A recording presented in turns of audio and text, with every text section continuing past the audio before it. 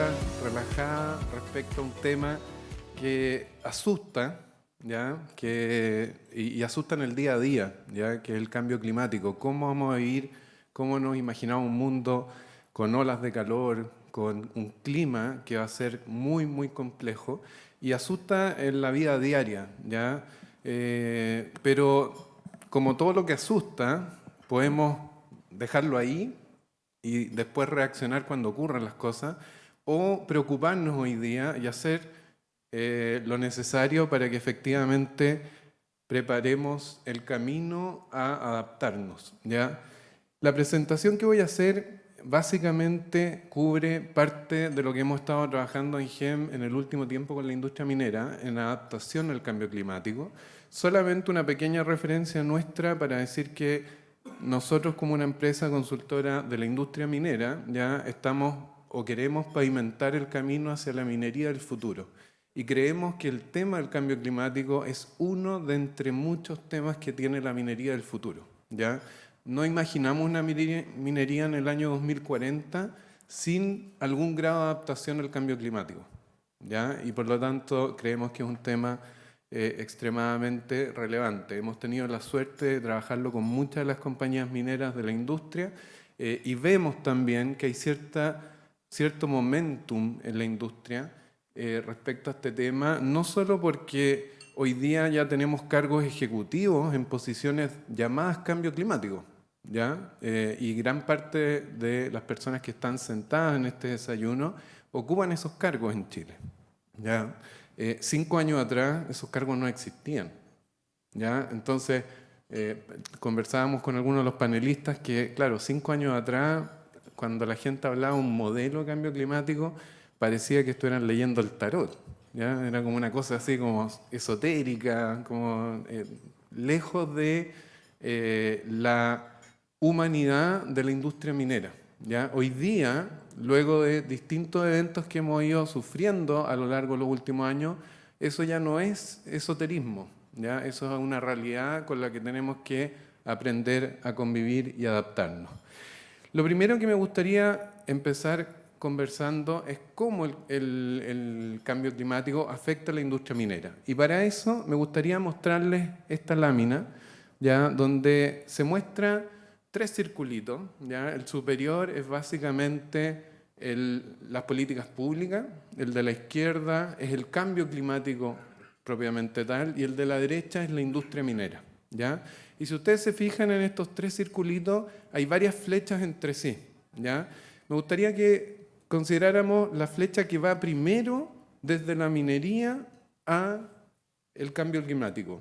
En los últimos 10, 15 años, la conciencia social respecto a que la industria minera es una actividad que contamina el medio ambiente, emite emisiones y por lo tanto aporta al cambio climático desde el punto de vista antropogénico, es básicamente una verdad ya aceptada, al igual que la gran mayoría de los sectores industriales. O sea, no es que seamos distintos a otros sectores industriales, simplemente reconocemos que aportamos emisiones y como aporta esas emisiones, efectivamente tenemos algún grado de injerencia en explicar el cambio climático, ¿ya? Y yo diría, esa flecha hoy día está relativamente asentada. Ahora, ¿qué ha hecho la industria para hacerse cargo de esto? Básicamente lo que todo el mundo está tratando de hacer en otras industrias y en los países.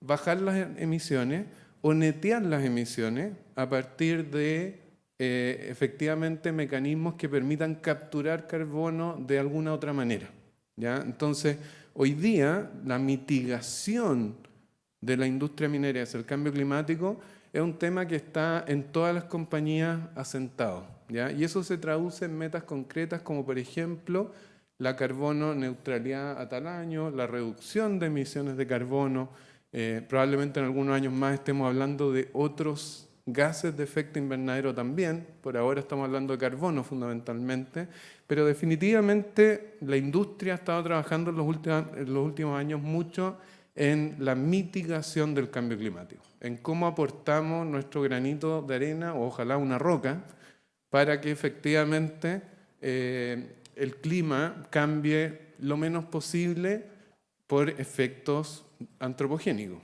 ¿ya? Lamentablemente el sol y el medio ambiente juega su rol también en el cambio climático, ¿ya? Y la Tierra en sus casi 5.000 millones de años de historia ha tenido cambios climáticos siempre, ¿ya? O sea, el cambio es parte o es la constante del planeta, ¿ya? Lo importante es que como sociedad reconocemos que algo de aporte hemos hecho a influir en ese cambio climático, y como industria, yo diría, tenemos bien entendido que tenemos cierto nivel de responsabilidad y tenemos que hacernos cargo, ¿ya? Pero el cambio climático, y eso es el tema de esta presentación y del panel que vamos a tener a continuación, tiene un impacto también en la industria minera, ¿ya? Y ese impacto es menos conocido por la sociedad y es menos conocido por la industria, ¿ya? Y ese impacto es de dos tipos. Hay un impacto directo, ¿ya? Que es cuando el cambio climático se desarrolla, ocurren fenómenos, eventos de la naturaleza asociados al cambio climático, inundaciones, aluviones, marejadas, etcétera, que afectan las operaciones mineras y por lo tanto impactan la producción, los costos, las inversiones, etcétera. Ese es un impacto directo del cambio climático en la industria. Hay otro impacto con el que llevamos conviviendo un poco más de tiempo, que es el impacto indirecto del cambio climático. El cambio climático ha generado mucha tensión y presión social, ¿ya? Por ejemplo, por el tema hídrico, ¿ya? En Chile ya llevamos 15 años estresados hídricamente, en el norte de Chile, en el centro. Eso se ha traducido en políticas públicas que buscan calmar esa presión y que nos llevan a, por ejemplo, hoy día a pensar que hacia tal año la minería ya no debiera estar extrayendo agua continental, ¿ya? Entonces, hay impactos indirectos del cambio climático que pasan a través de las políticas públicas, pero que terminan influyendo en la competitividad de la industria, ¿ya? No es lo mismo ir a sacar agua de mar, no cuesta lo mismo que sacar un agua del pozo, ¿ya? Entonces, somos conscientes o tenemos que ser conscientes de que la minería está siendo impactada por el cambio climático de forma directa e indirecta, ¿ya? Y por lo tanto, a la palabra mitigación, que ya está bastante manoseada, digamos, en los últimos años, se empieza a sumar con fuerza a nivel mundial la palabra adaptación, ¿ya? O sea, tenemos que seguir mitigando. Ojo, aquí no estamos haciendo un llamado a dejar de mitigar y simplemente decir, bueno, adaptémonos. No, tenemos que seguir mitigando, pero aunque mitiguemos, todos los modelos muestran el clima va a seguir cambiando, ¿ya? Puede cambiar menos que los modelos más pesimistas, pero va a seguir cambiando y por lo tanto necesariamente como humanidad nos tenemos que adaptar. Y la industria minera no puede quedar ajena a esa adaptación. En esta lámina simplemente les muestro una visión de lo que algunas de las principales empresas mineras del mundo están haciendo para adaptarse, para mitigar el cambio climático, ¿ya? Y no me voy a meter al detalle de cada compañía, pero todas las compañías mineras, y no solo en Chile, en el mundo, tienen metas concretas de emisiones de carbono, de reducciones en tanto a tal año, de ser carbono neutral en tal o cual fecha. Algunas empresas incluso ya están hablando de lo que en inglés se conoce como el net zero, que es básicamente ya no solamente el carbono, sino que también todos los gases de efecto invernadero, tratar de llevarlos a un nivel en el cual lo que generan las empresas necesariamente se compensa en captura o de alguna forma que contribuye a reducir las emisiones a nivel mundial. Entonces, el tema de la mitigación es un tema que está patente. Ahora, en los últimos días, distintos organismos internacionales han sacado reportes bien lapidarios para la industria minera en este tema, ¿ya? Básicamente acusando derechamente a ciertas empresas de dar metas que no están gestionando, ¿ya? O de dar metas que son infactibles, ¿ya? Este año, a principio de año, en mayo, el CEO de Rio Tinto reconoció que sus metas de carbono neutralidad eran infactibles, ¿ya? Y por lo tanto corrieron algunos años adelante en la meta con objeto de poder cumplirla. Entonces, mitigar no es fácil, ¿ya? ¿Y por qué? Porque cuesta plata, no es gratis, ¿ya? Si fuese gratis, todos ya habríamos mitigado nuestra propia huella de carbono. Requiere compromiso, requiere que los accionistas se comprometan con la compañía y con los gastos asociados. Y eso ha sido difícil de gestionar, por eso es que este problema a nivel mundial no está resuelto, pero como industria yo creo que lo importante es que hemos reconocido nuestro aporte a las emisiones y por lo tanto estamos conscientes que tenemos que reducir, ¿ya? Ahora, obviamente, las políticas públicas nos tienen que forzar, en el buen sentido de la palabra, a llevar a cabo los planes para reducirla, ¿ya? El tema que vamos a hablar hoy día es distinto y tiene que ver con la adaptación, ¿ya? Sabemos que cualquiera sea el escenario de emisiones futuro, el impacto de las emisiones antropogénicas sobre el clima puede ser bien variado, ¿ya? Existen especialistas climáticos que tienen modelos, ¿ya? Hay instituciones como el IPCC que tienen modelos de cambio climático y estos modelos, como todo modelo, requiere ciertos supuestos bases, ¿ya? Entonces, hoy día no voy a referir a todos los modelos que existen, pero hoy día la referencia para evaluar el riesgo o el peligro de cambio climático en las operaciones mineras es lo que se conoce como el modelo RCP 8.5, que es básicamente un camino que va a seguir la sociedad en la cual nos adaptamos lento a la carbono neutralidad, ¿ya? Si bien las emisiones en algún momento empiezan a reducirse, se reducen lento y por lo tanto, como el clima es un sistema inercial que tiene una gran masa y cuesta mucho moverlo de un lado a otro, efectivamente no existe, digamos, una reducción significativa en la temperatura y es más, la temperatura sigue creciendo a niveles de alcanzar 4 grados adicionales de aquí a finales de siglo respecto a lo que fue el periodo preindustrial, ¿ya? Esos 4 grados son un promedio mundial. Pueden haber zonas del mundo que tengan 10 grados más, otras zonas del mundo que tengan un poco menos, ¿ya? Entonces, hay que entender también que el cambio climático no es un fenómeno que impacta de forma global, ¿ya? Los impactos son locales. Cada sector va a tener un impacto definido y que pudiera ser muy particular. Lo importante es que existen modelos, ¿ya?, que se van mejorando, son modelos que tienen un cierto nivel de precisión, por lo tanto nosotros llamamos a eso que tienen riesgo, ¿ya? Es decir, pueden tener valores altos, bajos, medios, ¿ya? Distintas posibilidades, pero todos los modelos coinciden en que si seguimos la ruta actual de emisiones, la temperatura de la Tierra va a subir, ¿ya? Y la diferencia entre los modelos es que no sabemos si va a subir 3, 4 o 5 grados, ¿ya? Pero básicamente la temperatura de la Tierra sube. Ahora, al subir la temperatura de la Tierra, y en estos mapas se ve un poco cuál es la visión de dos modelos distintos, el RCP 2.6, que es más benigno y obviamente requiere mayor compromiso en la mitigación de parte del ser humano, y el RCP 8.5. Y si ustedes se fijan en estas láminas, tenemos el impacto a nivel de temperatura, donde el mundo se ve muy rojo en el escenario 8.5, ¿ya?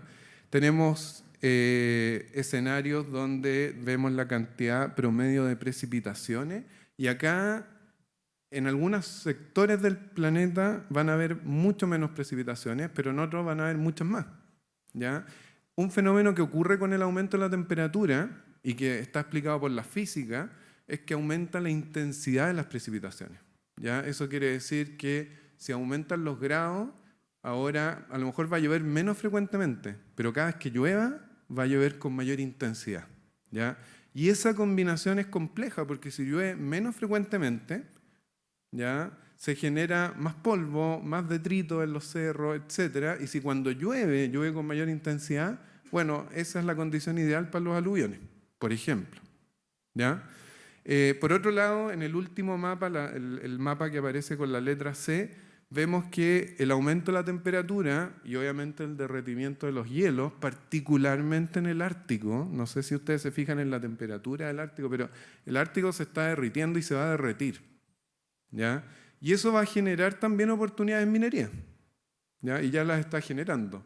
Pero lo concreto acá es que el derretimiento de los hielos va a significar que países enteros se hundan, ¿ya? Hay islas que son países que ya tuvieron que comprar terreno en otros países porque saben que se van a hundir. La pregunta es ¿cuándo? ¿Ya? Entonces, eso también va a significar que, por ejemplo, todas las operaciones portuarias que tenemos en Chile, llámense desaladora, puertos de carga, etcétera, están sujetos a una componente, a un riesgo que históricamente no tenían, ¿ya? Y que lo estamos viendo año a año. O sea, el aumento de las marejadas, por ejemplo, ha hecho que muchas compañías evalúen planes de contingencia para ver, bueno, de qué forma van a resolver esto en el futuro. Acá hay un mapa que la verdad no se ve muy bien, pero simplemente para reflejar que los eventos de riesgo del cambio climático, ¿ya?, son variados y son locales. Y en cada parte del mundo tenemos que entender muy bien cuáles son los peligros, ¿ya? Porque no todo el mundo va a enfrentarse a lo mismo, ¿ya? Esta lámina es bien compleja y el material que hay detrás es mucho más, pero lo que quisimos resumir acá es que hay una serie de peligros de riesgo climático. En esta serie de izquierda a derecha hay 16 peligros de cambio climático que van desde incendios o olas de calor por el aumento de la temperatura, ¿ya?, hasta, por ejemplo, nieves extremas, granizo, frío extremo, inundaciones, marejadas, descongelamiento del permafrost, niebla, desprendimientos por lluvia, entiéndanse, por ejemplo, aluviones, ciclones tropicales, etc. O sea, todo esto son eventos de riesgo producto del cambio climático y todos ellos tienen y pueden y van a tener impactos sobre las operaciones mineras, ¿ya? Ejemplos concretos, las olas de calor, uno puede decir, ya, pero son incómodas. Oye, sí, pero en África, si tú subes 4 grados en ciertos países, aumenta significativamente el riesgo de infección de malaria, ¿ya? Y eso significa que los trabajadores no van a estar disponibles una buena cantidad de tiempo, ¿ya? Y por lo tanto vas a tener menos recursos para operar y eso va a significar menor producción, ¿ya? Y una cosa tan difícil de conectar cuando uno está pensando en que cuando hace calor uno dice, bueno, nos metemos en una sala fría. ¿Qué tanto? No es tan así. Los equipos sufren mayores desperfectos e indisponibilidades cuando existe más calor, ¿ya? Porque están sometidos a condiciones operacionales más complejas. Entonces, cada uno de estos riesgos, nosotros hemos identificado, impacta distintas áreas del negocio, pero los impactos son transversales en toda la cadena de valor de la minería, ¿ya? Lo que quiero explicar con un par de ejemplos es que algo así como las olas de calor tienen o pueden tener estos impactos significativos en la disponibilidad de equipo o de las personas, ¿ya? Las marejadas están ya haciendo que no seamos capaces de vender todo lo que queremos vender cuando lo queremos vender, ¿ya? O algo más concreto que está ocurriendo hoy día, cuando creíamos resuelto el problema del agua por las desaladoras, vienen las marejadas y nos impiden extraer el agua que queremos extraer desde la desaladora. Entonces, habían compañías que ya tenían resuelto el riesgo de condición hídrica, pero resulta que las desaladoras necesitan operar en condiciones razonablemente buenas del mar. Y si el mar no está bien portado, se pierde esa condición y no pueden operar. Entonces, hay desaladoras hoy día que están operando a capacidad del 80-90% de disponibilidad simplemente por las marejadas. Y esto es algo que va en aumento, ¿ya? Entonces, son cosas que probablemente cuando se diseñaron esas desaladoras no teníamos previstas, ¿ya? Acá hay un punto súper importante y en esta sala, no todos, pero hay una buena cantidad de ingenieros, ¿ya? Cuando nosotros diseñamos en minería instalaciones, minas, etcétera, diseñamos con ciertos supuestos de exposición a eventos climáticos. Por ejemplo, la lluvia que va a caer cada 100 años. Bueno, la lluvia que va a caer cada 100 años, en los próximos 100 años, es muy distinta a la lluvia que caía cada 100 años hace 100 años atrás. ¿Ya? Entonces, las condiciones de diseño van a tener que cambiar, porque lo que aguantaba bien en las últimas décadas ya no va a aguantar en las próximas. ¿Ya? Esta lámina la tenemos acá para simplemente decir que hay bastante literatura respecto al tema de cómo el cambio climático está impactando a las minas. ¿Ya? Nosotros hicimos una revisión de la literatura científica recientemente y hay un poco más de 30 papers publicados al respecto del impacto del cambio climático en la industria minera a nivel internacional. Y lo que uno ve es que en general, y esta tabla lo resume bien, el qué están haciendo las empresas mineras depende fundamentalmente de dos variables, que son los ejes que aparecen acá. Uno de los ejes es el peligro propiamente tal, el riesgo, ¿ya? Y no todas las operaciones están expuestas a los mismos riesgos, a las mismas intensidades. Pero en el otro eje se mide la conciencia que tiene la empresa respecto a estos riesgos, ¿ya? Si me ocurrió un evento de aluviones o de marejada o de inundaciones este año, probablemente todos lo tengamos, seamos súper conscientes del evento. Pero si no nos ha ocurrido en 3 o 4 años, nadie se acuerda. ¿Ya? Entonces la conciencia en la empresa es algo que es importante tener y justamente la creación de estas gerencias de cambio climático lo que permiten hacer es generar conciencia permanente de que me ocurra o no me ocurra el riesgo en un año cualquiera, yo tengo que diseñar la operación, planificar, operar conscientes de los riesgos que tengo, que van a ser particulares. No puedo llegar y usar la misma fórmula en todas las minas, ¿ya? Lo que sí uno se da cuenta con la revisión de la literatura académica es que en general en todo el mundo este es un tema que está recién despertando en términos de conciencia de la industria, ¿ya? O sea, hasta hace 5 años atrás no conozco una empresa minera que tuviera un área de cambio climático permanente. ¿Ya? Podrían haber hecho algunos estudios, pero eventualmente desde 5 años a la fecha ya vemos que hay bastantes empresas que se están tomando esto en serio y dejaron de ver este tema como esoterismo porque básicamente empezaron a ser impactados, ¿ya? Y se dieron cuenta de que acá había producción, costo, competitividad y valor involucrado. Esta lámina tiene mucha información y después de la presentación nos encargaremos de hacerle llegar las láminas, pero lo que queremos mostrar en esta lámina es que si vamos a la última década nomás, ¿ya? Fuera de Chile, ¿ya? Han habido distintos eventos emblemáticos en la industria minera del cobre de impactos en las operaciones producto del cambio climático, ¿ya? Y esta lista no es exhaustiva, es simplemente para mostrar los principales, ¿ya? Y vamos a ver que hay eventos en América, en África, en Oceanía, en Asia. En Europa no reconocimos ninguno muy grande, no hay mucha minería del cobre en Europa, pero básicamente es un problema extendido, ¿ya? Y si vamos a ver los tipos de riesgo, que está denotado en esta... digamos, en la leyenda que aparece acá a la derecha, se van a dar cuenta que, claro, hay sequías, hay deslizamientos de tierra, hay tormentas de nieve, hay huracanes, inundaciones, lluvias intensas, distintos fenómenos, ¿ya? La semana pasada me tocó dictar una clase para la gente de Sibanye-Stillwater, que es la tercera empresa mundial productora de platino del mundo, que produce en Sudáfrica y Zimbabue. Ellos tienen los mismos problemas.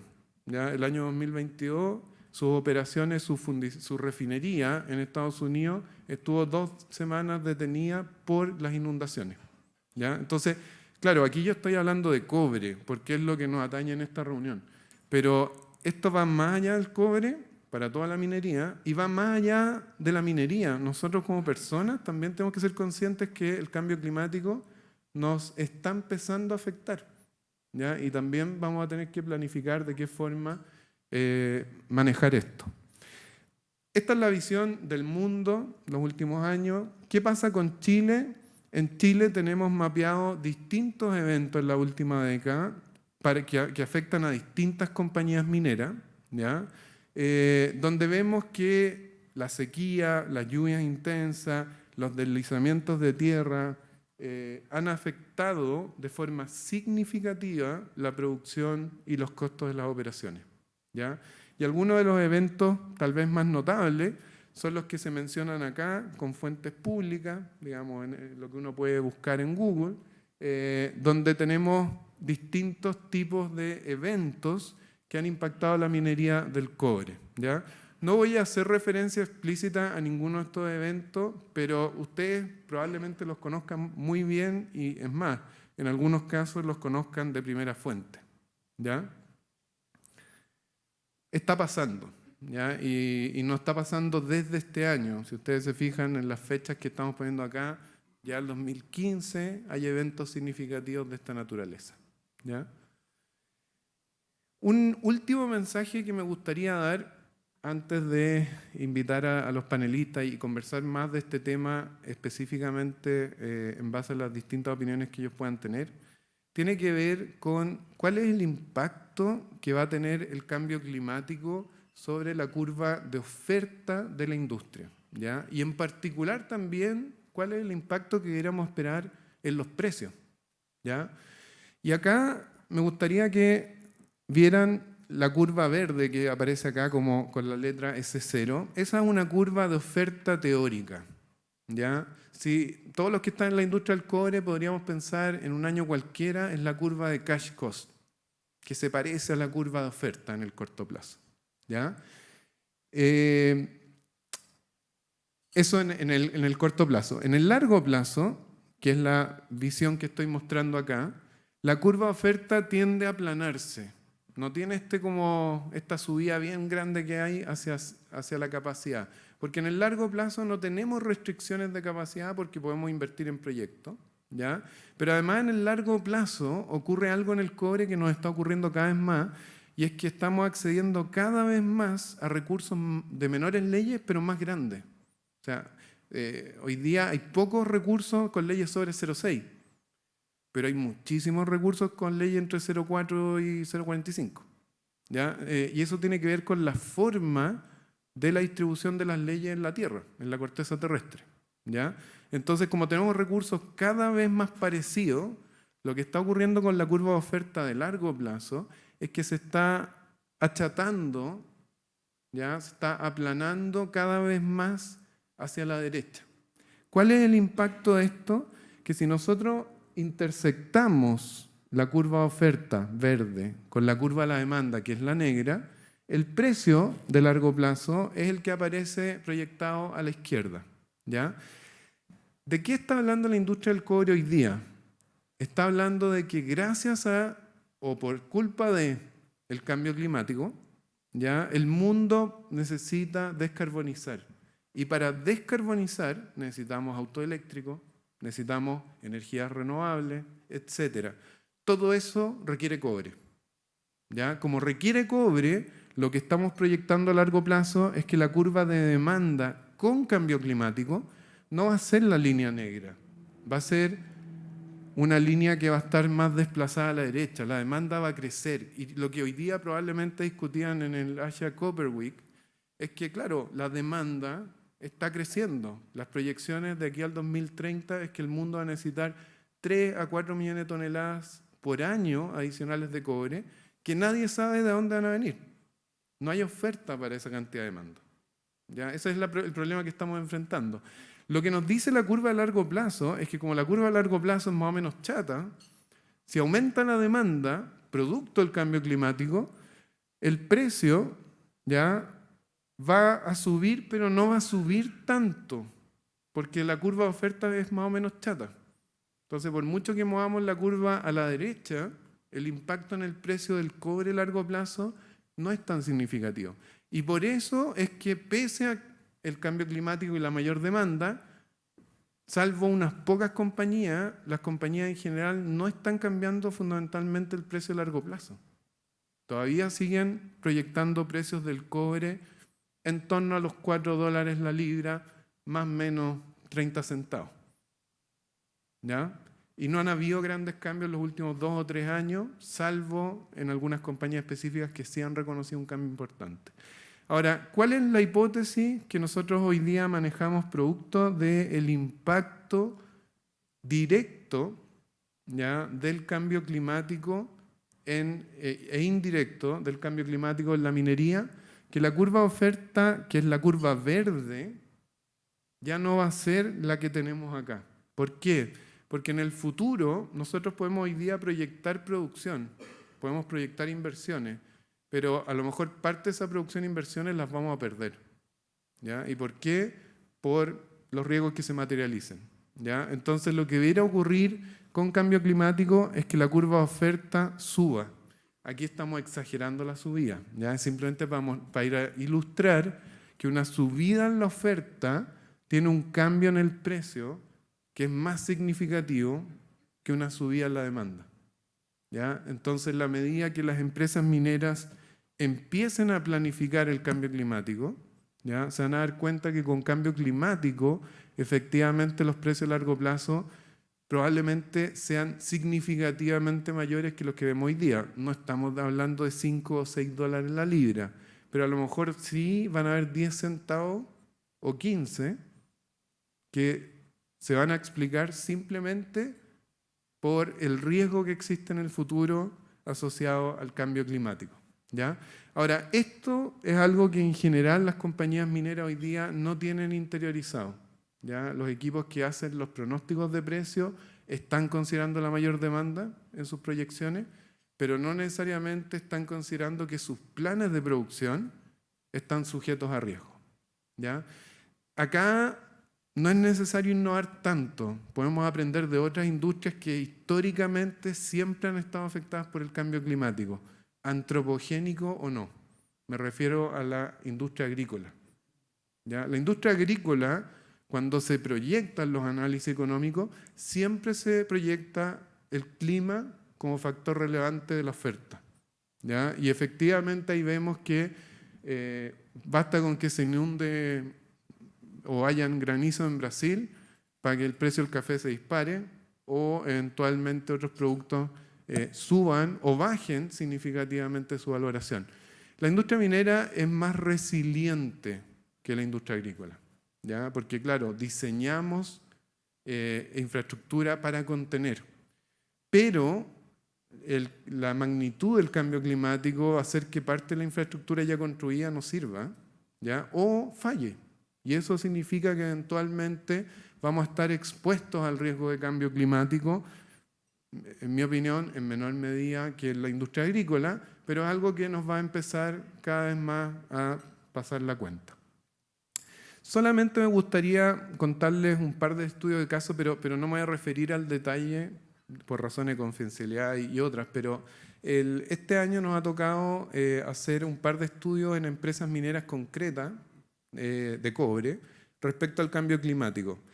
Y en ambos estudios nosotros hemos apoyado a la empresa a evaluar el impacto económico del cambio climático en sus operaciones futuras. En un caso, en una mina, ¿ya?, y evaluamos el riesgo de aluviones a través de un modelo de cambio climático con probabilidades, modelando el plan de producción al futuro, ¿ya? Y llegamos a conclusiones bien interesantes del tipo, oye, hay una fracción del van de esta mina que está en riesgo, ¿ya?, del orden de un 5% de todo el valor de la mina que se está proyectando a futuro está en riesgo por la sola posibilidad de que se materialicen los aluviones a futuro, que se van a materializar de forma más frecuente, ¿ya? Y ese es un ejemplo concreto que obviamente le ayuda en este caso a nuestro cliente a planificar mejor o las obras para resistir los aluviones o derechamente impedirlos, o diseñar infraestructura a futuro que les permita contener ese riesgo, ¿ya? Otro caso muy importante es el de otra empresa minera que nos pidió hacer una evaluación del análisis de riesgo en el puerto de que fallara el chip loader, que es el cargador del concentrado, ¿ya? ¿Y por qué? Por eventos de cambio climático, marejadas, tsunami, etc. En su matriz de riesgo cualitativa, este evento tenía una baja probabilidad de ocurrencia, pero el impacto era altísimo. Entonces aparecía en rojo, ¿ya? Y por protocolo de la empresa, ellos tenían que hacerse cargo de ese riesgo de alguna forma. Ahora, el problema que tenemos en la industria minera es que todo cuesta caro. Aquí nada es barato, ¿ya? Entonces, si tenemos que ir a arreglar eso, son 50 millones, 100 millones de dólares al tiro, ¿ya? Entonces, cuando voy a pedir plata, esa cantidad de plata, necesito justificar muy bien que esa cantidad de plata me va a capturar más riesgo de lo que me cuesta, porque al final del día estamos comprando un seguro. Y en la medida que evaluemos que el beneficio es razonablemente bueno, vamos a estar dispuestos a pagar el costo. Lo que vemos acá es que efectivamente lo que hicimos en este caso fue calcular el valor del beneficio, cuantitativamente hablando, y el costo del seguro. Y en ese caso en particular llegamos a la conclusión, a diferencia del cliente anterior que tenía que hacer obras adicionales, en este caso en particular llegamos a la conclusión de que la probabilidad era afortunadamente tan baja que el impacto esperado no pagaba el costo del seguro, ¿ya? Y por lo tanto había que convivir con el riesgo, lo que es incómodo. Pero bueno, es parte también del negocio. O sea, no todos los riesgos los tenemos que eliminar. Algunos los mitigaremos, otros los eliminaremos, otros los toleraremos dentro de lo que sea posible. Lo importante, y como cierre de esta parte, es simplemente volver a mencionar, el cambio climático ya está pasando, ¿ya? Y va a seguir pasando en el futuro. Sigamos el escenario de emisiones que sigamos, ¿ya? La inercia ya acumulada es tan grande que va a ser difícil lograr que las temperaturas no sigan subiendo. La duda es a qué velocidad van a subir, ¿ya? Esto va a impactar directa e indirectamente a las operaciones. Ojo con las políticas públicas de aquí a futuro, producto de los estreses sociales que genera el cambio climático, ¿ya? Las operaciones, los proyectos, las empresas tienen la obligación de empezar a evaluar operación por operación, negocio por negocio, qué hacer con esto. Habrán decisiones en las operaciones que ya están corriendo de invertir en seguros para mitigar el riesgo. A lo mejor cuando las empresas mineras estén evaluando proyectos en el mundo, este va a empezar a ser un factor adicional a considerar para ver dónde invertir, ¿ya? Porque no es lo mismo invertir en un sector que tiene tal y cual peligro de cambio climático que en otro que tiene otro peligro de cambio climático para el cual a lo mejor la compañía está mejor preparada o tiene más experiencia. Entonces, eventualmente, todos estos elementos van a empezar a confluir y van a llevarnos a que efectivamente la minería tenga que adaptarse. Ahora, yo confío y sé, porque la minería ya lleva algo así como 10.000 años de historia, un poco más, que vamos a tener la resiliencia para hacernos cargo del cambio climático, ¿ya? Pero lo importante es que esta generación, la gente que está en esta mesa, empecemos a tomar las decisiones a futuro, porque en 50 años más, muy probablemente nosotros no vamos a estar, pero quienes estén haciendo minería, muchos de los cuales van a ser herederos de las decisiones que nosotros vamos a tomar, ¿ya? Tienen que hacer una minería que efectivamente siga siendo competitiva y siga aportando lo que la humanidad necesita, que son los materiales que produce. Muchas gracias.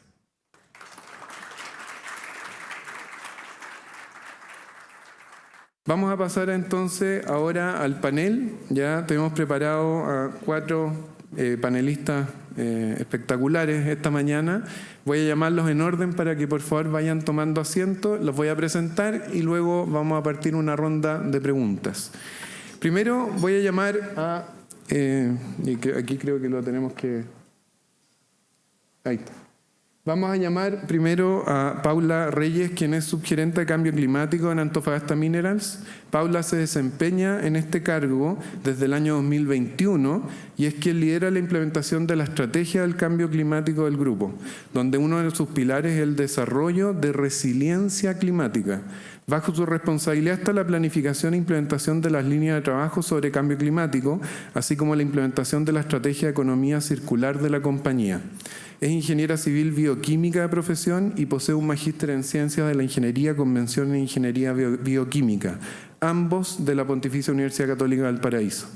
Cuenta con más de 10 años de experiencia laboral en las áreas de cambio climático, mercado del carbono, diseño de estrategias de gestión, medición y reportabilidad de indicadores de cambio climático y sustentabilidad. Muchas gracias, Paula, por estar acá. Vamos a llamar ahora a Marcela Bocchetto, quien es gerente de cambio climático y biodiversidad en Anglo American.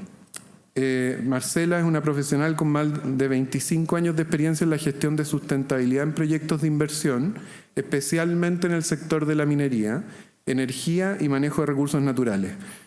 Diseño de estrategias de descarbonización, soluciones basadas en la naturaleza, que está muy de moda hoy día, comunicacionales y stakeholders engagement en temas de clima y biodiversidad. Muchas gracias, Marcela, por estar acá.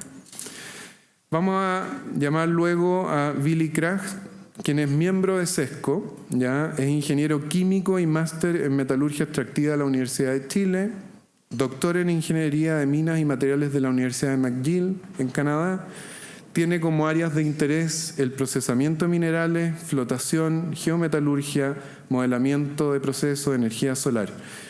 Es miembro del Consejo Asesor Editor de Minerals Engineering desde junio del 2017, miembro del Consejo Editorial de International Journal of Mineral Processing desde septiembre del 2016. Es profesor del Departamento de Ingeniería en Minas de la Universidad de Chile y no puedo dejar de decirlo, aunque no esté en el currículum, que fue un espléndido subsecretario de Minería hasta hace muy poco. Y finalmente me gustaría llamar a Ricardo Lavó, quien es socio líder minería, de estudios económicos, estrategia, desarrollo de proyectos, ESG, LQG Energy and Mining Consulting. Ricardo Lavó es economista peruano con títulos de posgrado internacional en Economía, Derecho y Política Minera y un MBA. Tiene más de 22 años de experiencia trabajando en el sector minero en el Perú, América Latina y África. Ha desempeñado distintos cargos ejecutivos tanto en el sector privado como público minero, en empresas internacionales como Río Tinto, y fue viceministro de Minas del Perú. Actualmente divide su tiempo como consultor para empresas, proveedores e instituciones minero-energéticas en distintos temas energéticos, ESG, regulatorios y de desarrollo integral de proyectos a través de LQG Energy and Mining Consulting. Y como ejecutivo senior, asesor técnico y director de empresas de exploración minera canadienses, Element 29 Resources, Kaizen Discovery and Forge Minerals, así como docente universitario en las escuelas de posgrado de diversas universidades. Muchas gracias también, Ricardo, por haber viajado desde Perú para estar con nosotros esta mañana. Muy bien, vamos a iniciar entonces el panel con una ronda de preguntas a nuestros panelistas. Acá. Bueno, muchas gracias nuevamente por estar con nosotros. No sé si se escucha bien. ¿Sí? Perfecto. Vamos a partir con Marcela, ¿ya? Marcela, nos gustaría preguntarte ¿qué modelos de cambio climático están siendo usados para evaluar el peligro o riesgo de cambio climático en Anglo American? Bueno, buenos días, muchas gracias por la invitación. A mí me encanta hablar de esto porque hemos estado trabajando en descarbonización varios años, pero hay que meterse en esto. Bueno, igual en Anglo American nosotros acá en Chile empezamos a hacer estas evaluaciones de riesgo en el 2016 en el marco de los bronces subterráneos y ocupamos, bueno, trabajamos con la Oficina Meteorológica del Reino Unido, con el Centro de Cambio Global de la Católica, con gente de la Facultad de Ingeniería de la Chile. Y en aquel momento ocupábamos los modelos, bueno, había muchos modelos y se hizo una selección y trabajábamos con uno que se llama HDM y el MPI, que eran los modelos que se ocupaban en aquel momento, viendo uno más desfavorable o uno tendencial. Y lo ocupamos en los bronces para evaluar. En aquel momento lo que buscábamos era disponibilidad del agua, qué íbamos a tener en agua en el 2030. Y bueno, se corrieron los modelos, veíamos escenarios al 2030, al 2050. Arrojaban resultados que mucha gente de la ingeniería no nos creía. Porque, bueno, obviamente que era una tendencia en el aumento de la temperatura, los distintos modelos daban distintos resultados, y por supuesto una disminución en las precipitaciones, que iban a ocurrir, que el isoterma cero iba a estar a los 3.000 metros, etcétera, etcétera. Porque se hizo un downscaling de los datos con una cuadrilla más chica para los bronces. Bueno, pues, ¿qué es lo que pasó? Que efectivamente los resultados fueron la realidad fue bastante parecida a lo que arrojaron los modelos hace 8 años atrás, 7 años atrás. Ahora ocupamos el 8.5, el RCP 8.5 por varias razones. Primero porque el IPCC avanzó, se actualizó. Nosotros lo tenemos incorporado dentro de nuestras políticas o dentro de nuestro estándar, ese escenario como el que se ocupa para evaluar el diseño de los proyectos nuevos y los riesgos de las operaciones. Y a su vez, muy bien, y a su vez, en lo que estableció la autoridad en Chile, el sistema de evaluación de impacto ambiental asume el escenario del 8.5 para evaluar los proyectos dentro del sistema. Y para Chile en particular, bueno, el 8.5 tiene un rango también de aumento de la temperatura para las zonas de Chile, que puede ir entre 1 grado y 3,8. El SEA, el Sistema de Evaluación de Impacto Ambiental, asume 1.2. Nosotros estamos trabajando con eso y yo como mensaje diría que por favor escuchen los resultados de los modelos, porque son bastante certeros. Nosotros teníamos una proyección de que la temperatura en los bronces podía subir 3 grados, de que efectivamente iba a llover más allá de los 3.000 metros de altura. Y eso ocurrió. En enero la temperatura en los bronces subió a 3 grados. Y lo que tenemos hoy día es una situación de igual compleja que vamos a tener este verano por las proyecciones que hay del aumento de la temperatura. Entonces, hay que creerle a los modelos. Muchas gracias, Marcela. Paula, ¿cuáles son los riesgos específicos de cambio climático que más le preocupan a Antofagasta Minerals hoy día? Bueno, buenos días a todos. Muchas gracias también por la invitación. Quiero partir primero con un poco de contexto. Nosotros en Antofagasta Minerals tenemos una estrategia de cambio climático. Estamos trabajando desde hace ya 3 años. Es una estrategia con mirada a largo plazo y dentro de la estrategia tenemos tanto foco mitigación y adaptación. Entonces, dentro de uno de los pilares de nuestra estrategia está el desarrollo de resiliencia climática. Y ese es el foco donde estamos abordando todo lo que es la identificación, análisis de impacto y por supuesto, cierto, la gestión de los riesgos. Nosotros como compañía llevamos ya 3 ejercicios de análisis de riesgo. Lo estamos haciendo de manera anual y tal como comentó Marcela, usando información de escenarios climáticos. También un punto yo creo importante destacar que todas las compañías estamos haciendo esfuerzos en hacer estos estudios. Y es un punto importante porque son esfuerzos no menores, o sea, es compra de datos. Tú mismo, Juan Ignacio, lo mencionaste durante tu presentación, la adaptación tiene un carácter muy local.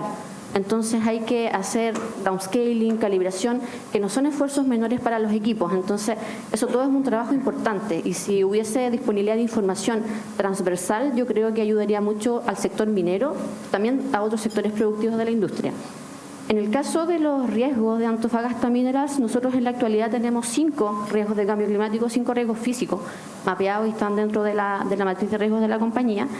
Y son los riesgos que estamos gestionando y muy relacionado también con lo que mencionaba Marcela, tenemos el riesgo de disminución de la disponibilidad hídrica y es también un foco de trabajo importante, sobre todo en la zona donde está la operación de los pelambres.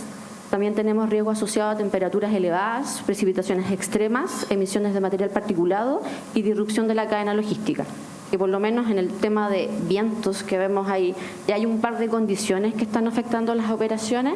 En el caso también de la disrupción logística, ya tenemos eventos de marejadas que están generando algunos problemas y queremos asegurar, ¿cierto?, la continuidad operacional, la competitividad de nuestras instalaciones. Por tanto, también ya se está trabajando en ciertas medidas de adaptación en ese sentido. Muchas gracias, Paula.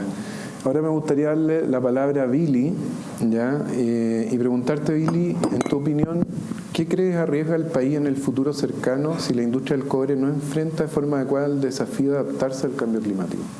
Sí, yo partiría por volver sobre esta distinción que se hace entre adaptación y mitigación, porque en los esfuerzos que está haciendo la industria para mitigar, reducir las emisiones, también es bien difícil de separarlo de lo que es la adaptación. Hay una transformación productiva importante que si no la llevamos a puerto de manera adecuada, corremos el primer riesgo de perder valor o competitividad en el mercado internacional. Esto sobre el supuesto de que va a haber en algún momento mercados diferenciados para cobres de baja emisión, y Chile tiene tiene ventajas importantes por la riqueza geográfica, además de geológica, la disponibilidad de energías limpias, ¿ya? Ahora, suponiendo que sí logramos disminuir las emisiones como nos estamos proponiendo, a mí me parece que hay una presión fuerte sobre los niveles de producción si es que uno no se adapta al cambio climático. Probablemente lo más evidente es qué es lo que pasa si es que no logramos tener suficiente agua, entendiendo además que hay un requerimiento cada vez más alto de agua por unidad de peso extraído, o sea, por roca extraída, que yo clasificaría como estos riesgos, como esas enfermedades crónicas que se van empeorando en el tiempo. Pero también hay una serie de eventos climáticos extremos que vemos cada vez con más frecuencia que tienen dos tipos de riesgo. Uno es interrupciones de producción. Puede haber un aluvión que corta la carretera y es difícil mover a la gente, ya interrupción de producción. O marejadas intensas que hacen difícil exportar y vender el concentrado, ¿cierto? Que puede tener una consecuencia en la producción también. Los eventos climáticos extremos pueden generar otro tipo de desastres con costos reputacionales importantes para la industria. Y yo pienso un poco en toda la tensión que hay sobre la estabilidad y la buena operación de los tranques de relave. Entonces, y ahí es un poco más complejo, porque si bien cada uno de los otros riesgos uno los puede enfrentar y manejar desde la propia compañía, si es que a la compañía vecina se le viene abajo un relave porque hubo una remoción en masa, porque hubo una lluvia muy intensa, eso probablemente tiene un costo muy grande para la industria como un todo. Y esto incluso si pasa en otros países, lo hemos visto antes. Otro riesgo que yo creo que es latente, que tiene y que puede afectar un poco también la aceptación de parte de la sociedad respecto a la actividad minera, es que hay presión, o sea, la minería tiene un impacto territorial que siempre tratamos de mitigar. Entonces, genera tensiones en el territorio. Pero el cambio climático, incluso sin minería, también genera tensión en el territorio. Y eso nosotros yo creo que lo vamos a ver con mucha intensidad en dos aspectos. Uno es la disponibilidad de agua. La industria está resolviendo el problema de disponibilidad de agua, pero la sequía afecta al territorio como un todo. Entonces, a mí me cuesta creer que es sostenible en el tiempo la solución en que la industria, la compañía X, levanta agua desde el mar a 2.500, 3.000 metros de altura, pasa por entre medio de comunidades que no están teniendo agua, y eso es sostenible. Yo creo que eso va a reventar en algún momento si es que no nos hacemos cargo. Y el otro punto, y con esto termino, es que también tiene que ver con la tensión sobre el territorio, es el efecto sobre la biodiversidad. El problema que tenemos es que, y esto no me malinterprete porque se ha usado mal este argumento, cuando dicen, bueno, si los pingüinos se van a morir igual. El problema es que sea o no sea cierto, el hecho de que está la compañía A, B o C, la que sea, en el lugar, hace que no tengamos el contrafactual. Pues no sabemos qué hubiera pasado si es que no estaba la compañía ahí. Y ahí yo creo que es necesario que haya mucha más colaboración para levantar información y mostrar que de todos modos hay una presión no antropogénica sobre la biodiversidad de la que nos tenemos que hacer cargo, pero tenemos que separar bien cuál es el efecto de la actividad minera y cuál es el efecto del propio cambio climático. Muchas gracias, Billy. Muy importantes palabras. Ricardo, en tu opinión, ¿qué riesgos asociados al cambio climático están viendo en el Perú y qué han hecho las empresas al respecto? Bien, muchas gracias a Juan Ignacio por la invitación. Buenos días con todos. A ver, el Perú tiene bastante experiencia al tratar, porque creo que tratar es la palabra, porque no hemos logrado manejar bien los efectos que tiene el fenómeno del Niño, sobre todo. Pero ahora tenemos distintas versiones de este niño. Hay niños más educados y niños más malcriados, digamos, ¿no? Y solamente en los últimos 5 años hemos visto, y ahora les voy a contar en la siguiente ronda una experiencia que tuve justamente cuando fui viceministro. En 2017 tuvimos lo que se llama el fenómeno del Niño costero, que afectó zonas que no se veían normalmente afectadas por el fenómeno del Niño. Y recientemente, este año, hemos tenido lo que se llamó el ciclón Yaku, que también afectó a otras zonas, ¿no? Que también ligado al fenómeno del Niño. Y bueno, estamos ahorita entrando, si no ya, en el fenómeno del Niño. Entonces, nuevamente, creo que tenemos mucha experiencia en sufrir, pero poco en manejarla. Y el sector minero se está viendo obligado hoy en día a tomar... Bueno, primero analizar los riesgos, ¿no? Que creo que antes no lo habían, porque las zonas donde existen las operaciones mineras no se veían afectadas por estos fenómenos, pero hoy día sí, y más recientemente, más aún. Entonces, sí están tomando, primero analizando bien los riesgos, ¿no?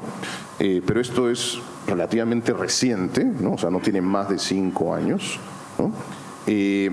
Y comenzando a tomar acciones. Y tomando en cuenta también que muchas de las acciones no dependen 100% de ellos, porque la afectación es, digamos, indirecta, porque es a infraestructuras no manejadas por ellos, ¿no? Lo cual afecta a sus cadenas logísticas principalmente, no necesariamente las operaciones, por sus ubicaciones, pero sí directamente al final por las infraestructuras compartidas que son manejadas o por concesiones a privados o por el Estado mismo, que lamentablemente no ha tenido la capacidad ni preventiva ni correctiva, ¿no? Cuando fue el fenómeno del Niño costero en 2017, el gobierno el año siguiente, o casi inmediatamente, creó lo que se llamó la Autoridad de Reconstrucción. Un gran presupuesto para arreglar todo lo que se había destruido y tratar de compensar y también evitar que suceda lo mismo en el futuro. Lamentablemente han pasado 5 años y esa autoridad no ha invertido ni el 30% de lo que quería haber invertido en reparar y ver cosas en futuro. Entonces, en mi punto es que aquí no solamente es un análisis de la empresa, sino también ver cuáles son las oportunidades de trabajo conjunto con los otros actores para poder manejar todas estas situaciones que tienen un impacto. Antes solamente creo que se veía con un tema de impacto de sus facilidades sobre el medio ambiente, ¿no? O sea, si mucha lluvia podía afectar los tranques de relaves, por ejemplo, pero ahora sí se está viendo los riesgos o los efectos sobre las operaciones y en la distinta cadena, no solamente en el core de la actividad, sino en toda la cadena logística del sector, ¿no? Perfecto, muchas gracias, Ricardo. Marcela, ¿de qué forma están adaptándose en Anglo American al cambio climático en las operaciones propiamente tal? ¿Ya? Yo entiendo que tu área es más bien corporativa, pero la pregunta es cómo lo están haciendo en las operaciones y cuáles son los principales desafíos y oportunidades en los procesos actuales implementados para la adaptación. Bueno, a ver, en adaptación nosotros estamos trabajando hoy día en tres ámbitos. Uno, evidentemente, fue el de la sequía y por lo tanto, y además nosotros teníamos metas corporativas de reducción del consumo de agua fresca y en el caso de los bronces en particular, nosotros vamos a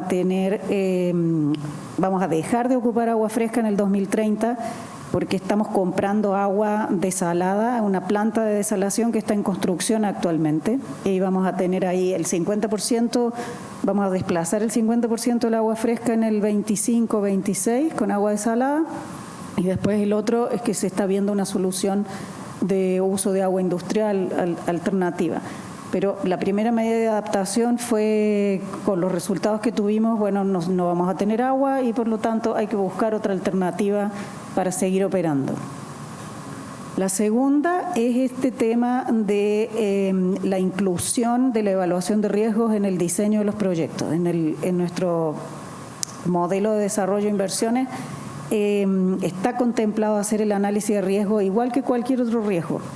Y como les decía, desde el año pasado con el 8.5. Y eso tiene unas consecuencias financieras súper importantes, porque no solamente afecta el CAPEX, sino que también afecta el tema de los seguros, como mencionaste, y también en la operación. Ahora, en la operación, claro, está haciendo una adaptación un poco reactiva, porque como los eventos extremos han ocurrido y entonces, claro, es una adaptación casi que sobre la marcha, pero tenemos un plan de hacerlo por los distintos tipos de instalaciones, infraestructuras que tenemos para ver, por ejemplo, los riesgos de los tranques, de otro tipo de infraestructura, en particular en los bronces. Y el tercero es en el tema en biodiversidad. Nosotros hicimos el análisis de riesgo de los efectos climáticos sobre la biodiversidad en el entorno de los bronces. Los bronces está ubicado entre dos áreas protegidas. Nosotros tenemos 2 santuarios de la naturaleza, uno a cada costado.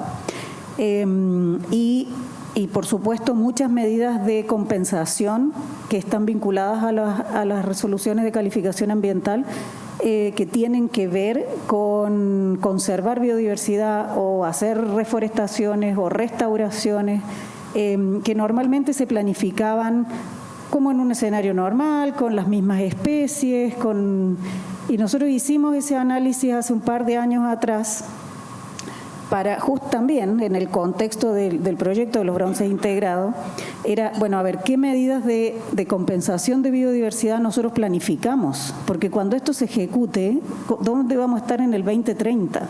Entonces, con el aumento de la temperatura ocurre también que va a haber especies o va a haber un desplazamiento de especies que antes no estaban acá y van a desaparecer otras.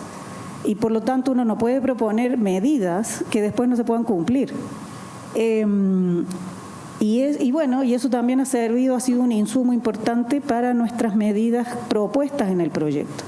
Y el último que hicimos es el análisis de los efectos climáticos en las comunidades aledañas al área de los bronces, que básicamente, o sea, la sequía es el principal problema, en Colina, Tiltil, los Andes, y las olas de calor, la frecuencia de los incendios forestales, y eso también ha generado una conversación en el área de desempeño social sobre a ver a dónde se enfocan las inversiones que tenemos que hacer con la comunidad. Paula, ¿considera el pronóstico de la oferta de las operaciones o proyectos de la empresa el posible impacto del cambio climático? Nosotros utilizamos los escenarios del IPCC. En la actualidad tenemos 2 ejercicios, el extremo, uno con el escenario del RCP 8.5 y el escenario del 4.5, también siguiendo las recomendaciones internacionales del Task Force on Climate Related Financial Disclosure. Nosotros reportamos toda esta información, así que también los invito a ver toda la información que nosotros transparentamos y divulgamos a través de nuestros reportes. Y claro, y en ese sentido, la mirada de futuro muestra impacto. Ya si vamos a un escenario extremo de cambio climático, tenemos un impacto importante en términos del valor de la compañía, tal como tú mostraste en la presentación, Juan Ignacio. En particular, si lo vemos para la operación de los pelambres, que está en la región de Coquimbo, que es una zona que ha estado expuesta por más de 10 años a una sequía crónica, ¿cierto? Nosotros vemos de que hay un impacto superior, digamos, del orden de los 200.000 millones de dólares en el futuro. Entonces, es un escenario bajo el cual la compañía tiene que ir preparándose. Este valor incluye, por supuesto, el impacto en la producción, y en ese sentido son los números que tenemos en mente para ir diseñando los planes de gestión futuros y cómo vamos a ir, ¿cierto?, abordando esto y no perdiendo continuidad operacional, competitividad, y no finalmente suministrando el cobre que es necesario para justamente abordar el cambio climático. Y por otro lado también tenemos una realidad distinta en la región de Antofagasta, en la zona norte, donde tenemos 3 operaciones, que son Antucoya, Centinela y Saldívar, y ahí las condiciones son distintas. Ahí principalmente el riesgo de suministro de agua no es el que tiene el mayor peso, sino que más bien hay harto tema asociado a marejadas. Ya han habido eventos de ese tipo que han hecho que la compañía invierta. Con esto me quiero referir un poco también a lo que decía Marcela. O sea, acá tenemos, yo creo, 2 miradas de adaptación. Una mirada futura, que es en base a este análisis de riesgo, uso de escenarios, ¿cierto? Y ver cómo va a ser la condición futura y cómo vamos generando planes para ir adaptándonos a eso. Pero también tenemos una adaptación que es un tanto reactiva, que es ahora. Justamente lo que yo estoy mencionando con el ejemplo de la zona norte, o sea, ya hay inversiones de la compañía para no afectar la producción en términos de el suministro de insumos que son críticos, como por ejemplo el diésel, el ácido. Ha habido exposición por temas de marejadas debido, ¿cierto?, a la interrupción de este suministro, por tanto ha habido que haber inversiones en ese sentido, y por supuesto que eso tiene un impacto en producción.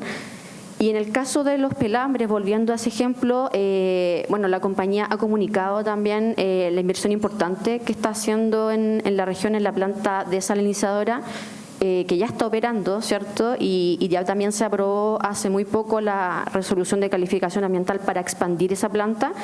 Y ya cuando esté full operación la segunda etapa, suministrar a los pelambres del orden de 800 litros por segundo. Y eso de alguna manera asegura la producción, porque ¿qué es lo que ha pasado en el último tiempo? Que los pelambres, debido a la escasez hídrica, se ha visto afectada en términos de producción. Entonces eso, por cierto, que tiene un impacto importante en la compañía y también con todos los compromisos que existen con los clientes. Muchas gracias, Paula. Billy, ¿cuáles son los principales desafíos que posee la producción de cobre en Chile en términos de adaptación al cambio climático? Y en tu opinión, ¿cuáles debieran ser los mecanismos público-privados para enfrentar estos desafíos? Yo creo que lo más importante aquí es que nosotros vemos esfuerzos puntuales al interior de cada, o no puntuales, pero al interior de cada compañía. Y cuando hablamos de cambio climático, el impacto trasciende y va mucho más allá de el borde geográfico donde opera la compañía. A mí me da la impresión de que la situación en Chile y en Perú es parecida en ese sentido. O sea, hay una serie de actores que deberían coordinarse para enfrentar eventos extremos, por ejemplo. Y es privado, Estado, incluso las obras públicas a veces están controladas o manejadas por concesionarios que es necesario coordinar.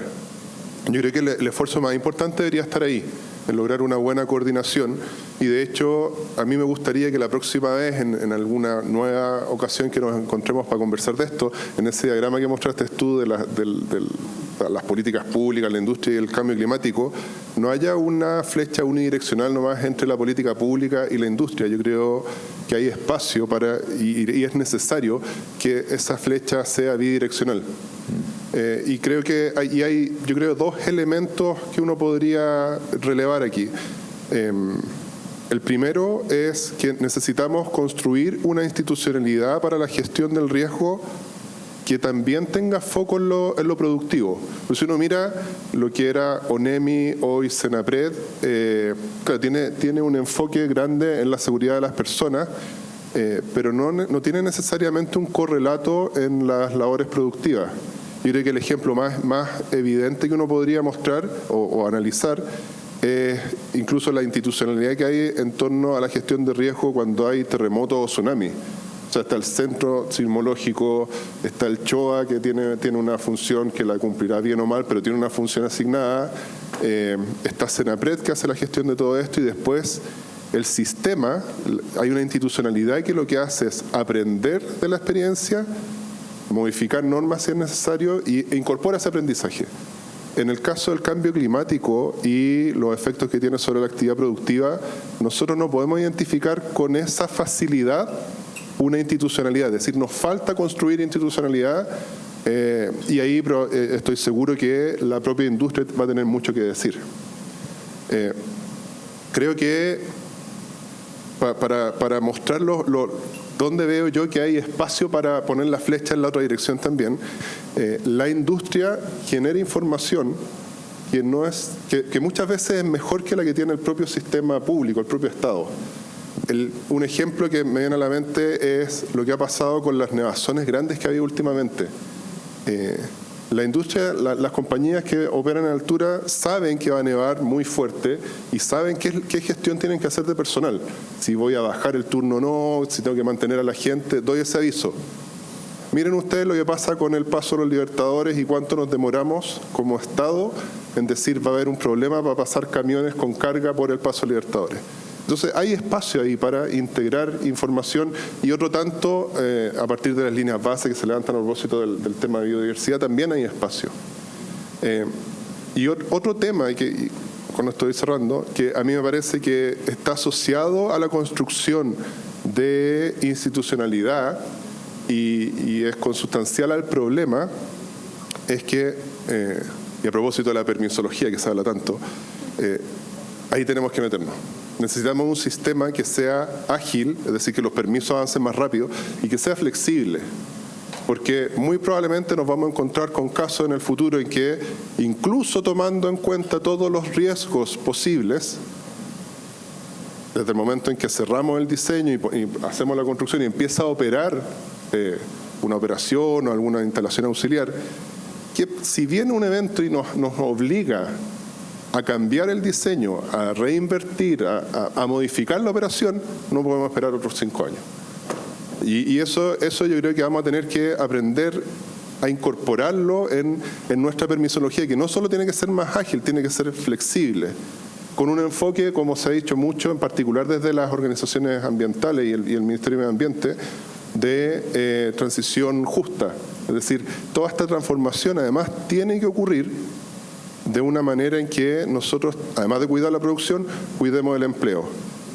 Y el ejemplo que me viene a la mente, porque me tocó ver varias discusiones de ese tipo cuando estuve en el gobierno, es el problema de que los permisos para echar a andar una nueva instalación estén a tiempo para poder bajar cortina en la anterior. Y se da con particular intensidad en los proyectos para reemplazar agua por agua de mar, porque ya no tengo suficiente agua o hay un problema con el permiso para operar y obtener agua continental, y la inversión o el permiso para poder echar a andar la desaladora se va a activar en un par de años más. ¿Y qué hago ahí entre medio? Entonces, claro, el Estado tiene la posibilidad de ser el regulador y el castigador, que yo creo que es a lo que hemos estado un poco acostumbrados, o puede revisar la forma en que se aproxima a la industria y acompañar a la industria, sin perder de vista la parte reguladora y castigadora que muchas veces tiene que estar ahí. Y yo creo que esa visión no se ha incorporado de manera adecuada. Y si no lo hacemos, esta pelea la vamos a perder, y no va a ser transición justa y no vamos a poder mantener la productividad. Entonces, yo creo que el enfoque de colaboración y las transformaciones a nivel institucional son tan necesarias como las transformaciones a nivel productivo. Muchas gracias, Billy, por tus palabras. Ricardo, en tu opinión, ¿existe a nivel estatal en el Perú un entendimiento claro del riesgo del cambio climático sobre la industria, tanto en su impacto directo como indirecto? Y si no es así, ¿qué habría que hacer para incentivar el desarrollo de un mejor entendimiento de parte de, en este caso, Perú o los países productores de cobre, en tu opinión? La respuesta corta es no del todo, ¿no? El enfoque ha estado más, como lo han tenido también las empresas, en reducir emisiones, ¿no? Más que cuáles son los impactos que puede tener el cambio del clima en las actividades del país, ¿no? Y en las operaciones, ¿no? Y ha sido y sigue siendo, creo que, más de reactivo y de cómo solucionar cuando el fenómeno se presenta, ¿no? Como les mencioné, a mí me tocó ser viceministro del 2017 al 2018. El 2017 fue el fenómeno del Niño costero, ¿no? Un embate increíble, muy destructivo, ¿no? Y lo que hizo el Perú en ese momento fue, en el Perú hay 19 ministerios, dividieron el país, digamos, en 19 zonas, y a mí me tocó manejar la zona central del Perú, ¿no? Y el objetivo era, y la zona central del Perú es muy importante, primero porque es donde está Lima, donde un tercio de la población vive del Perú, 10 millones de personas, y también el centro del Perú abastece a la ciudad de Lima de agua, alimentos y de minerales, ¿no? El principal puerto está en Lima, que es el Callao, y aproximadamente el 20% del cobre se produce en el centro del Perú, 50% del zinc, 50% del plomo y otros minerales. Entonces, esa era la gran importancia de mantener ese flujo de agua, alimentos y minerales para que la economía no se paralice. Lo que sucedió en ese momento fue carreteras bloqueadas, puentes destruidos, líneas de tren destruidas, y en el nivel operativo de las empresas mineras era que primero no podían bajar obviamente el mineral que estaban produciendo, lo cual generaba un problema logístico y ambiental, ¿no? Y el gobierno tuvo que en ese momento reaccionar rápidamente para poder autorizar zonas no usuales de almacenamiento de concentrados, ¿no? Se utilizaron canchas de fútbol, ¿no? Y otras para no parar la producción en ese momento, porque tampoco es que prendas y apagues la producción tan rápido. Pero también representaba el problema que no podías tener cambios de guardia, no podías subir ciertos suministros críticos, ¿no? Como cal, por ejemplo, para tratamiento de agua y otros tratamientos. Y el objetivo era justamente mantener reanudar las actividades lo antes posible para que no se interrumpa ese flujo logístico y ese flujo económico, obviamente, ¿no? Entonces tuvieron que dar ciertas medidas normativas rápidas para permitir ser mucho más flexibles, para permitir la adaptación de las actividades en esa zona, autorizar transporte por rutas alternas, más largas pero alternas, y también permisos de reparaciones sin tener que pasar por estudios de impacto ambiental, etcétera, etcétera, ¿no? Entonces, sí se necesita que los países estén preparados para el manejo de emergencias, ¿no? Y esto fue increíble, un trabajo conjunto entre el sector privado y público, y no solamente del sector minero, sino de otros sectores, ¿no? Recuerdo que el proveedor de Caterpillar, por ejemplo, yo levantaba el teléfono y tenía en 2 horas una retroexcavadora, un bulldozer, etcétera, etcétera. Lo único que pedían era que nosotros pongamos el combustible, pero el otro sin costo alguno, ¿no? O sea, fue porque tenían que reparar, porque sabían que también tenía un impacto económico de sus actividades futuras, ¿no? Entonces, sí se necesita, porque no vas a poder, lamentablemente, ¿no? Cuando vienen aluviones, subidas de ríos, o sea, no todo, o sea, los cambios van a demorar muchos años, y los fenómenos son cada vez más frecuentes, por lo menos lo que hemos visto en el Perú, y mucho más intensos, como tú bien decías, ¿no? Y eso es lo que nosotros hemos vivido solamente en 5 años, lo que antes se demoraba 10 años, que era un fenómeno normal. O sea, sí se puede prevenir, porque son relativamente recurrentes, ahora ha sucedido cada 2 años, prácticamente 2 años y medio, ¿no? Entonces esa parte tienes que manejar en paralelo el manejo de la emergencia, ¿no? Y esa mirada a futuro, pero siempre con el trabajo conjunto entre los distintos actores, ¿no? Perfecto, muchas gracias, Ricardo. Bueno, estamos casi en la hora, así que me gustaría agradecer con un fuerte aplauso a los panelistas por su participación y los invito, si quieren, a tomar asiento nuevamente. Y finalmente, para las palabras de cierre, me gustaría invitar a Juan Esteban Fuentes, que es nuestro Head Business Development en GEM. Es ingeniero civil industrial de la Pontificia Universidad Católica de Chile. Posee más de 25 años de experiencia laboral en el ámbito de los análisis de mercado de commodities mineros y liderando equipos de consultoría de mercado para clientes en Latinoamérica.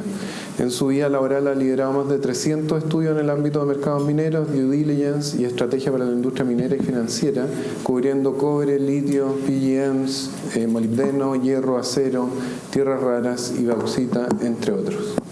Muchas gracias y gracias a todos por asistir a nuestro seminario. Gracias a los panelistas que tuvimos y que podemos escuchar de primera fuente las experiencias de las compañías y de exautoridades en las distintas medidas. Y gracias a SESCO también por ayudarnos a organizar este seminario, que yo creo que es la primera piedra que se pone para atacar el tema desde un punto de vista que no es solo desde el punto de vista de la demanda, como lo explicó Juan Ignacio y como se ha atacado en distintas presentaciones, que el cambio climático va a influenciar la demanda principalmente y por ende es bueno para la industria, sino que tiene un punto de vista desde la oferta. Y vimos ahí unas láminas, distintos eventos que estaban sucediendo desde, 2015.